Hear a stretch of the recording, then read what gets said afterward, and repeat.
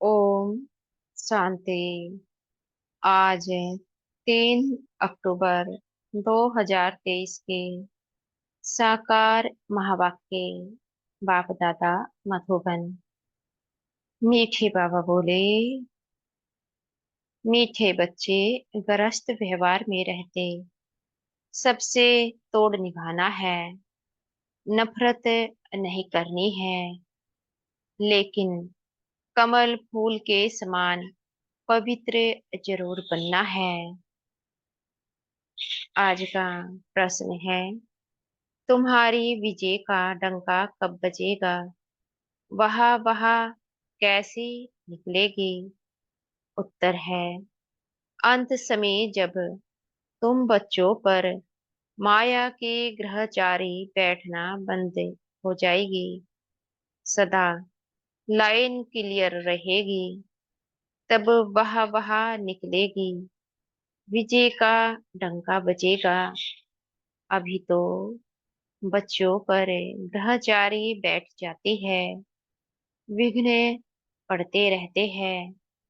3 पैर पृथ्वी के भी सेवा के लिए मुश्किल मिलते हैं, लेकिन वह भी समय आएगा जब तुम बच्चे सारे विश्व के मालिक होंगे।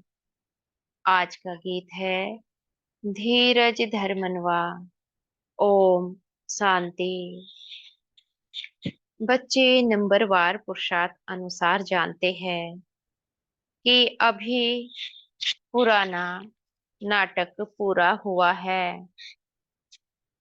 दुख के दिन बाकी कुछ घड़ियां है, और फिर सदा सुख ही सुख होगा। जब सुख का पता पड़ता है तो समझा जाता है यह दुख धाम है, पास्ट डिफरेंट है।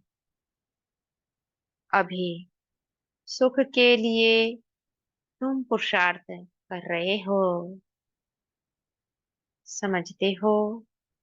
यह दुख का पुराना नाटक पूरा हुआ। सुख के लिए अब बाप दादा की श्रीमत पर चल रहे हैं। कोई को भी समझाना बहुत सहज है। अभी बाबा के पास जाना है, बाबा लेने लिए आया है। ग्रस्त व्यवहार में रहते कमल फूल समान पवित्र हो रहना है। तोड़ जरूर निभाना है। अगर तोड़ नहीं निभाते हो तो जैसे सन्यासियों मिसल हो जाते। तो बाबा यहाँ पर समझाते हैं कि घर गृहस्थ में रहते हुए, चाहे अपने लौकिक संबंध है, चाहे समाज वाले हैं, चाहे संबंधी है, सभी के साथ बुद्धि से तोड़ निभाना है। उनसे भागना नहीं है।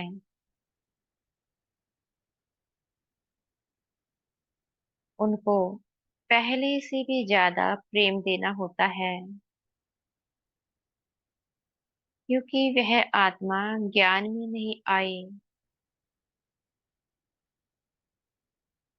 ऐसा प्रेम उनको देना होता है जिससे कि उनके ऊपर भी हमारा प्रभाव पड़े, और वह आत्मा भी ज्ञान को धारण करे। तो जो बाबा ने सन्यासियों का मिसाल दिया है, सन्यासी क्या करते हैं? परिवार को छोड़कर जंगलों में चले जाते हैं। पर हमें सन्यासी नहीं बनना है। घर गृहस्थ में रहते हुए ही सबकी पालना भी करनी है, और ज्ञान और योग को भी यथार्थ रीति धारण करना है।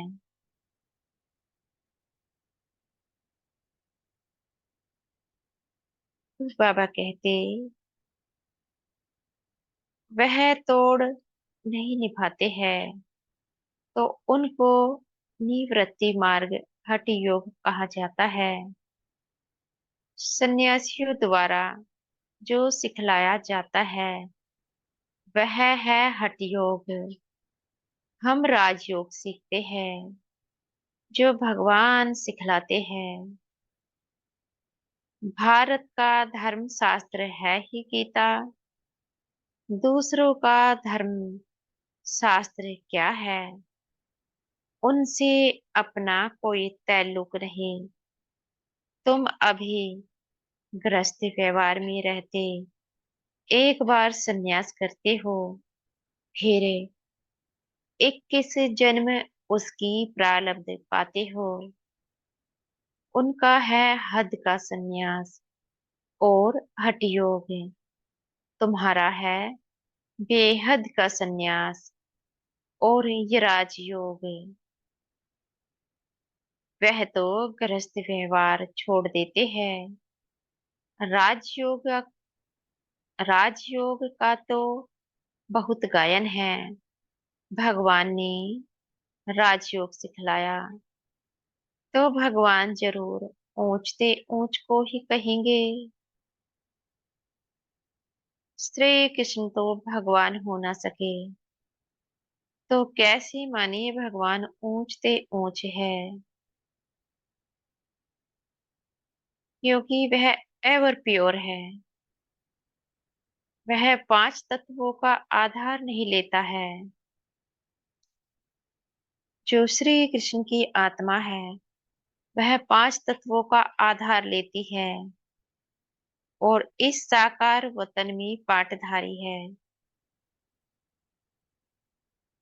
परमात्मा केवल सेवा अर्थ पांच तत्वों का आधार लेते हैं, जन्म मरण में नहीं आते।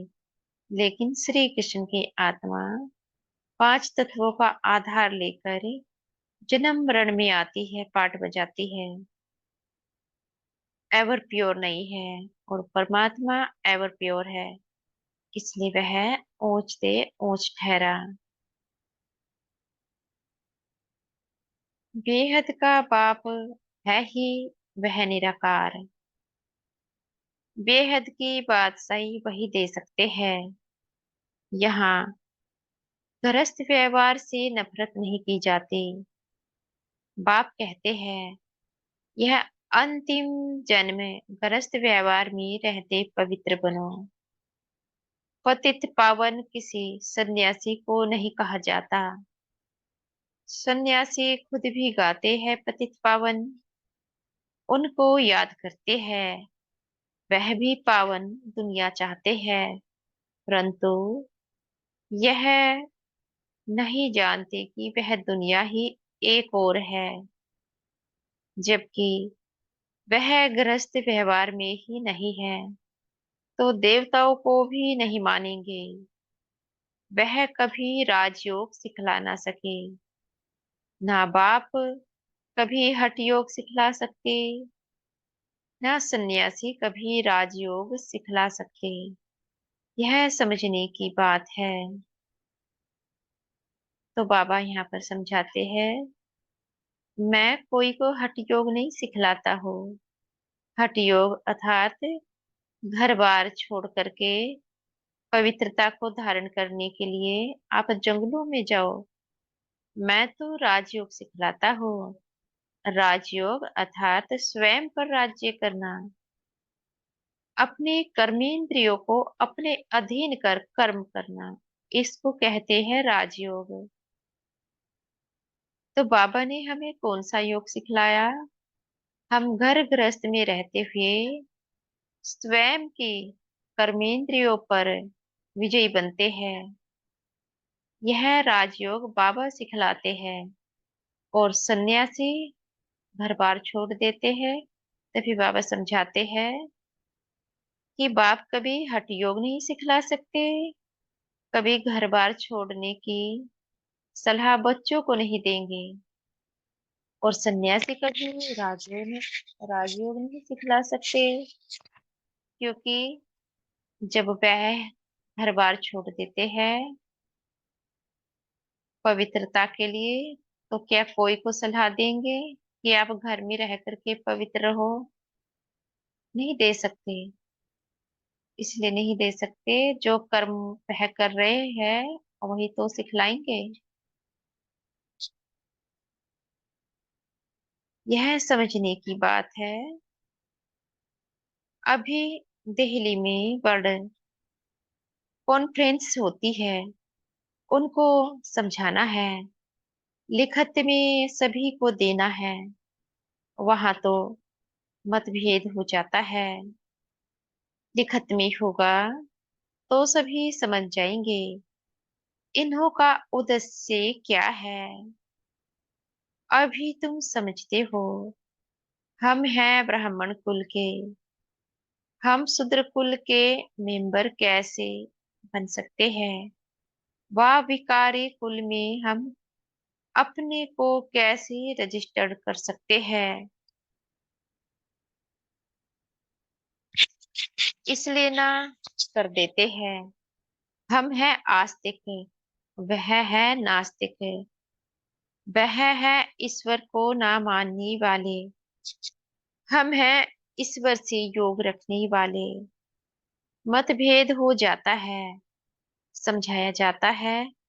जो बाप को नहीं जानते वह नास्तिक है, तो बाप ही आकर के आस्तिक बनाएंगे। बाप का बनने से बाप का वर्षा मिल जाता है। यह बड़ी गुह्य बातें हैं। पहले पहले तो बुद्धि में यह बिठाना है कि गीता का भगवान परमपिता परमात्मा है। उसने ही आदि सनातन देवी देवता धर्म स्थापन किया। भारत का देवी देवता धर्म ही मुख्य है। भारत खंड का कोई तो धर्म चाहिए ना। अपने धर्म को भूल गए हैं। यह भी तुम जानती हो कि ड्रामा अनुसार भारतवासियों को अपना धर्म भूल जाना है। तब तो फिर बाप आकर के स्थापन करे, नहीं तो फिर बाप आए कैसे? तो बाबा यहाँ पर समझाते हैं, अगर देवता अपना धर्म नहीं भूलते तो फिर बाबा को आने की दरकार ही नहीं थी। क्योंकि अपने धर्म को भूले, अपने कर्म को भूले, तभी तो आना पड़ा। कहते हैं जब जब देवी देवता धर्म प्राय लोप हो जाता है, तब मैं आता हूँ। प्राय लोप जरूर होना ही है। कहते हैं ना, बैल की एक टांग टूट गई है, बाकी तीन टांग पर खड़ा है। तो मुख्य है ही चार धर्म। अभी देवता धर्म की टांग टूट पड़ी है, अर्थात सनातन देवी देवता धर्म वाले आत्माएं थी, वह स्वयं को भूल चुकी है। अपने धर्म, अपने कर्म को भूल चुकी है। यानी वह धर्म गुम हो गया है। इसलिए बड़ के झाड़ का मिसाल देते हैं कि इसका फाउंडेशन सड़ गया है, बाकी टाल टालियां कितनी खड़ी है। तो इनमें भी फाउंडेशन देवता धर्म है ही नहीं। बाकी सारी दुनिया में मठ, पंथ आदि कितने हैं? तुम्हारी बुद्धि में अभी सारी रोशनी है। बाप कहते हैं, तुम बच्चे इस ड्रामा को जान गए हो। अब यह सारा झाड़ पुराना हो गया है। कलयुग के बाद सतयुग जरूर आना है। चक्र को फिरना जरूर है। बुद्धि में यह रखना है, अब नाटक पूरा हुआ, हम जा रहे हैं। चलते फिरते उठते बैठते भी याद रहे, अब हमको वापिस जाना है। मन मना भव, मध्या जीव भव का यही अर्थ है। कोई भी बड़ी सभा में भाषण आदि करना है तो यही समझाना है। परमपिता परमात्मा फिर से कहते हैं कि हे बच्चे, देह सहित देह के सब धर्म त्याग, अपनी को आत्मा समझे बाप को याद करो तो पाप खत्म होंगे। मैं तुमको राजयोग सिखलाता हूँ। गृहस्थ व्यवहार में रहते कमल फूल समान बन मुझे याद करो, पवित्र रहो, नॉलेज को धारण करो। अभी सब दुर्गति में है। सतयुग में देवताए सदगति में थे, हेरे बाप ही आकर सदगति दे करते हैं। सर्वगुण संपन्न, 16 कला संपूर्ण निर्विकारी, मर्यादा पुरुषोत्तम, यह है सदगति के लक्षण। यह कौन देते हैं? बाप। उनके फिर लक्षण क्या है? वह ज्ञान का सागर है, आनंद का सागर है। उनकी महिमा बिल्कुल अलग है। ऐसे नहीं कि सब एक ही है। एक बाप के बच्चे सभी आत्माएं हैं, प्रजापिता के ही औलाद होते हैं। अभी नई रचना रची जाती है। प्रजापिता की औलाद तो सब है, परंतु वे लोग इन बातों को जानते नहीं। ब्राह्मण वर्ण है सबसे ऊंचे, भारत के ही वर्ण गाए जाते हैं।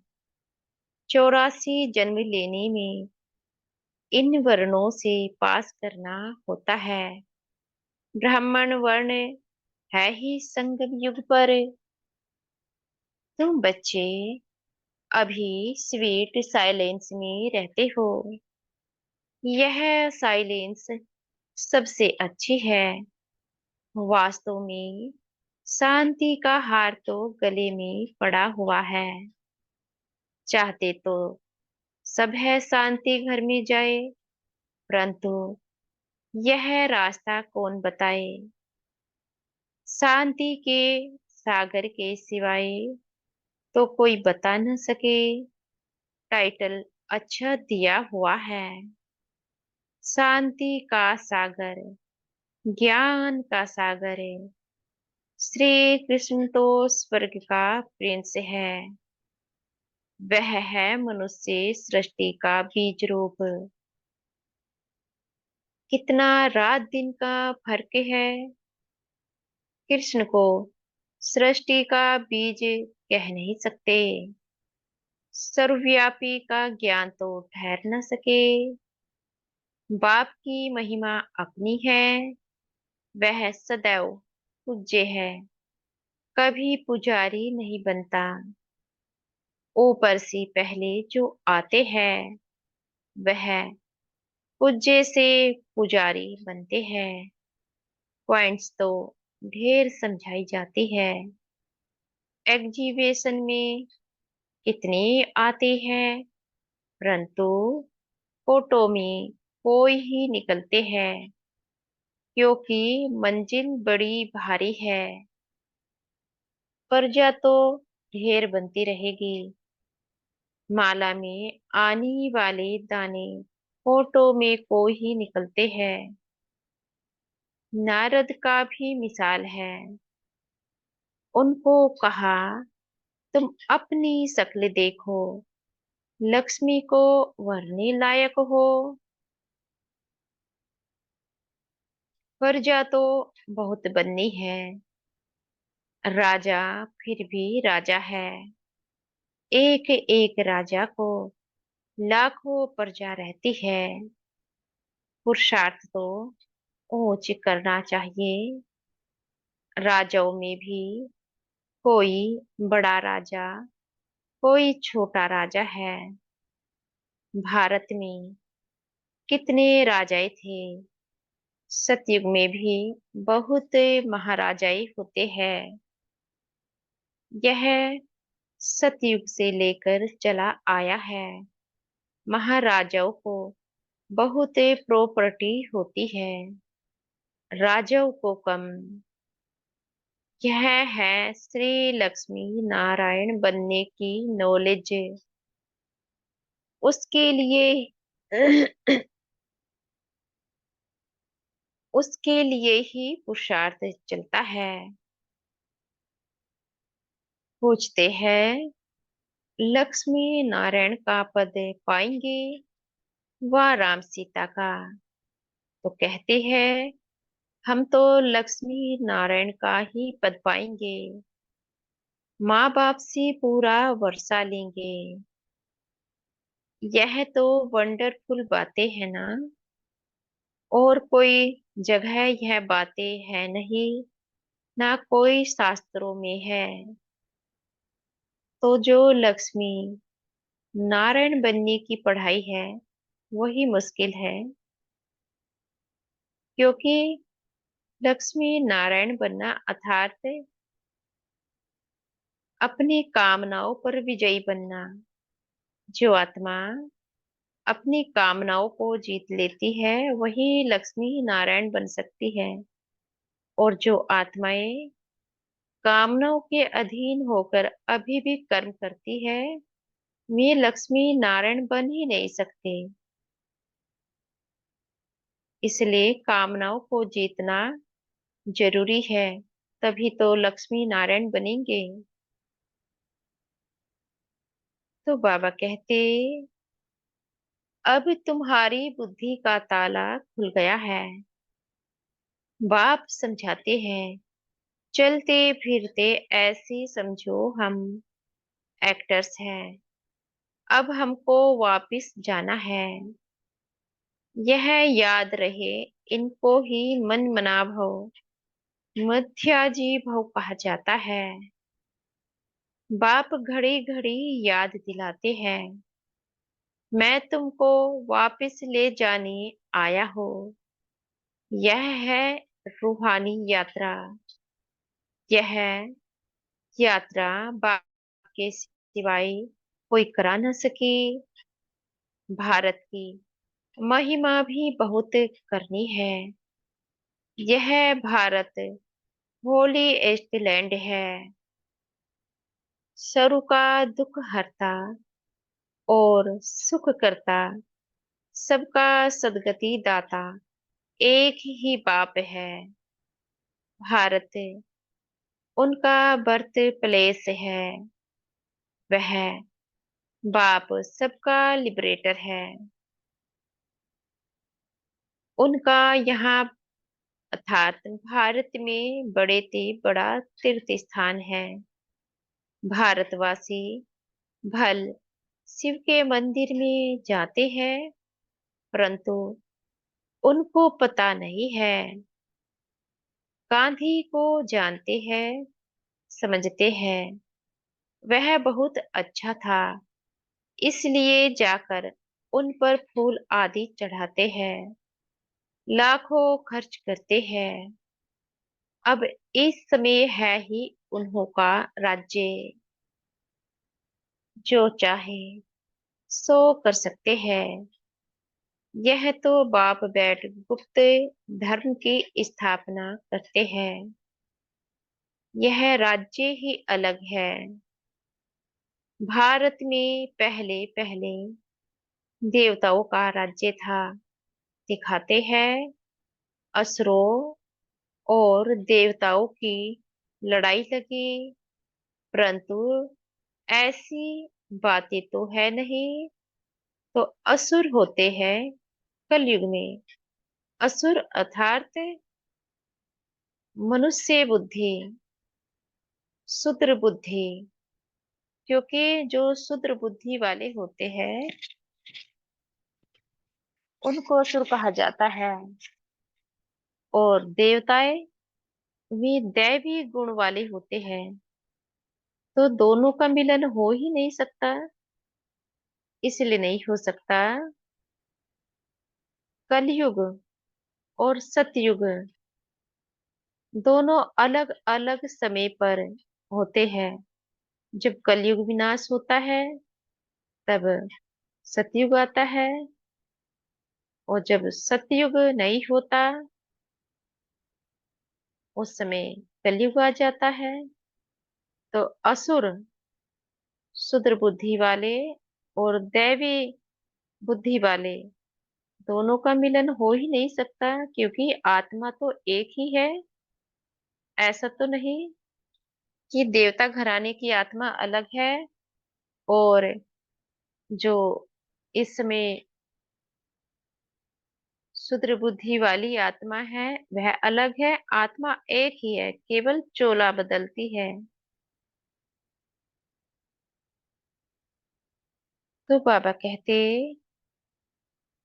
यहाँ तो युद्ध के मैदान में माया पर जीत पाई जाती है।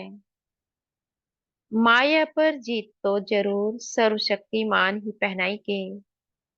बाबा ही रावण राज्य से छुड़ाकर राम राज्य की स्थापना करा रहे हैं। बाकी वहां लड़ाई आदि की बात होती नहीं। अभी देखेंगे तो सृष्टि में सर्वशक्तिमान इस समय क्रिश्चियन लोग हैं। वह चाहे तो सब पर जीत पा सकते हैं, परंतु वह विश्व के मालिक बने यह कायदा नहीं। इस राज को तुम ही जानते हो। इस समय सर्वशक्तिवान राजधानी क्रिश्चियन की है। नहीं तो उन्हों की संख्या कम होनी चाहिए, क्योंकि लास्ट में आए हैं। परंतु तीन धर्मों में यह धर्म सबसे तीखा है। सबको हाथ कर बैठे हैं। यह भी ड्रामा बना हुआ है। इनके द्वारा ही फिर हमको राजधानी मिलनी है। कहानी भी है, दो बिल्ले लड़े, मक्खन बीच में तीसरे को मिल जाता है तो वह आपस में लड़ते हैं। मक्खन बीच में भारतवासियों को ही मिलना है। कहानी तो पाई पैसे की है, अर्थ कितना बड़ा है। मनुष्य कितने बेसमझ है। एक्टर होते हुए भी ड्रामा को नहीं जानते। बेसमझ हो पड़े हैं। समझते भी है, गरीब है। साहूकार लोग कुछ भी नहीं समझते। गरीब निवाज पतित पावन बाप गाया हुआ है। अब प्रैक्टिकल में पार्ट बजा रहे हैं। बड़ी बड़ी सभाओं में तुमको समझाना है।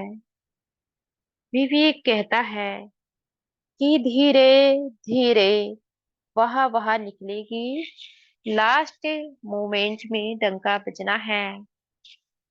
अभी तो बच्चों पर ग्रहचारी बैठती है। लाइन क्लियर नहीं, विघ्न पड़ते रहते हैं।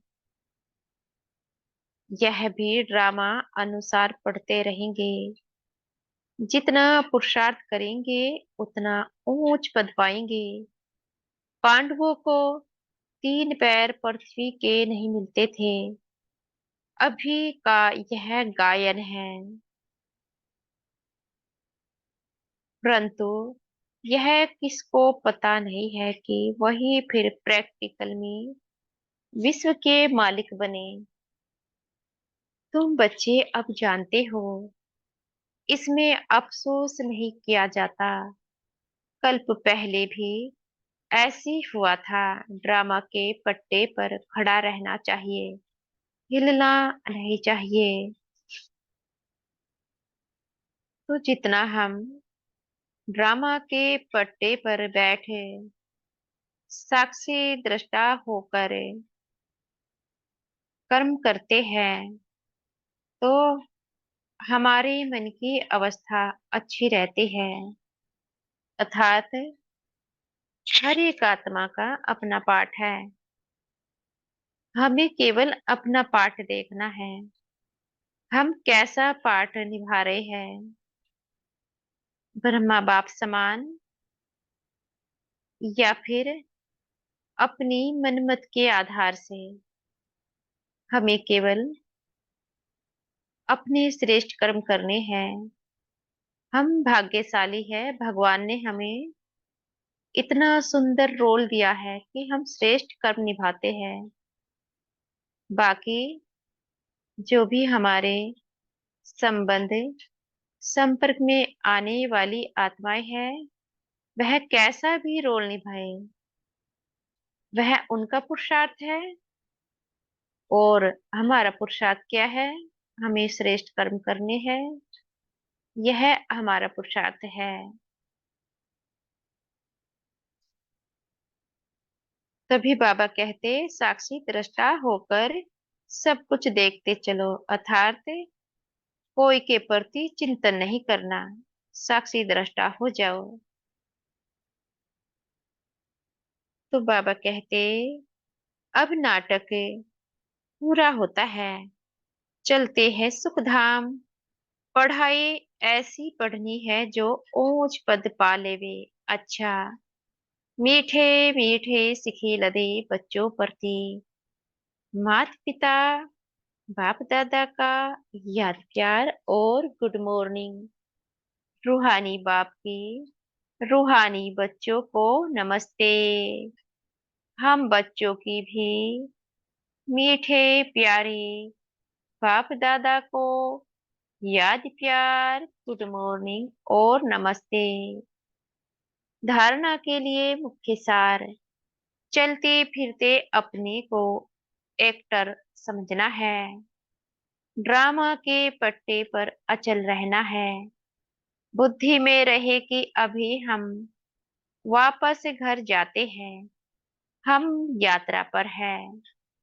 दूसरा पॉइंट है, सदगति के सर्व लक्षण स्वयं ही धारण करने हैं।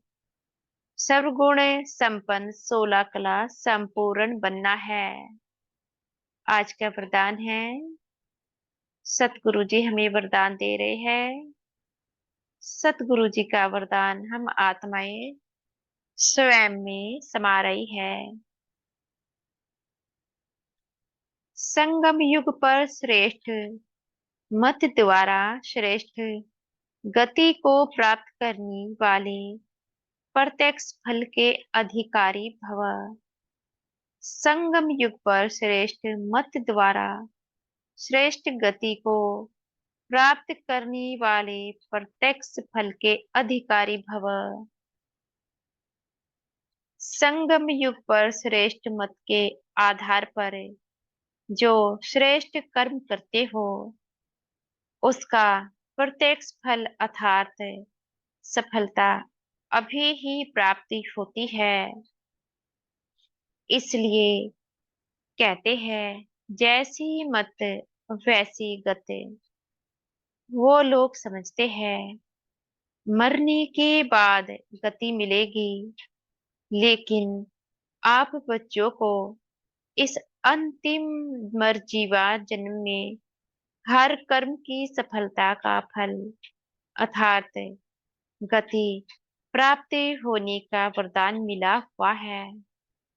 आप भविष्य के इंतजार में नहीं रहते, अभी अभी करते और अभी अभी प्राप्ति का अधिकार मिल जाता। इसको ही कहते हैं रचेता का रचना से सच्चा प्यार। तो बाबा यहाँ पर समझाते हैं, जो ज्ञान में नहीं है, जो ज्ञान को नहीं जानते, वे आत्माएं यह समझती हैं कि मरने के बाद उनको गति प्राप्त होती है। गति और सदगति मरने के बाद ही उनको प्राप्त होती है। लेकिन हम जानते हैं, गति का भी अर्थ जानते हैं और सदगति का भी अर्थ जानते हैं। जो भी समय हम बाबा की याद में संगम पर कर्म करते हैं, तो हमें उसकी प्राप्ति तुरंत ही हो जाती है, क्योंकि हम सत्य जान चुके हैं। सत्य क्या है? सत्य यह है, स्वर्ग भी यहीं पर बनता है, इस साकार वतन में, और नर्क भी यही इस साकार वतन में बनता है। बाकी मनुष्य नहीं जानते। वे समझते हैं स्वर्ग कोई अलग दुनिया है और वह ऊपर ऊपर में है। लेकिन हम तो सब जानते हैं। आज का स्लोगन है, दृढ़ संकल्प से हर कदम में बाप को फॉलो करने वाले ही संपन्न बनते हैं। दृढ़ संकल्प से हर कदम में बाप को फॉलो करने वाले ही संपन्न बनते हैं। अच्छा, ओम शांति।